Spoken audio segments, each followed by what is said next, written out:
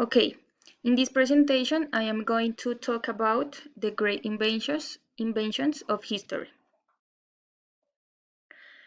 First, I have the drugs, in this case penicillin. Penicillin was discovered in 1928 by Alexander Fleming. This discovery changed the history of medicine. Second is radio. Its origin was in 1888 by Heinrich Rudolf Hertz.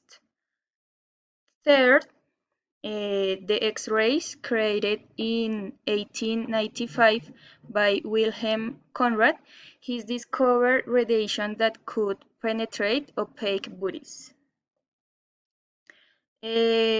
Quarter, the microscope. This discovery emerged in the late 16th century by Zacharias Janssen. Okay, what is the world's greatest invention? For me, music has been the best invention of history. The history of music is the study of the different traditions in music and their order on the planet.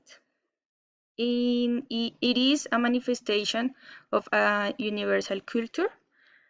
Music is enjoyed every day, and it is better because there are a variety of genres that make people feel comfortable. It helps us decrease stress, stimulate the brain, increase optimism in other cases.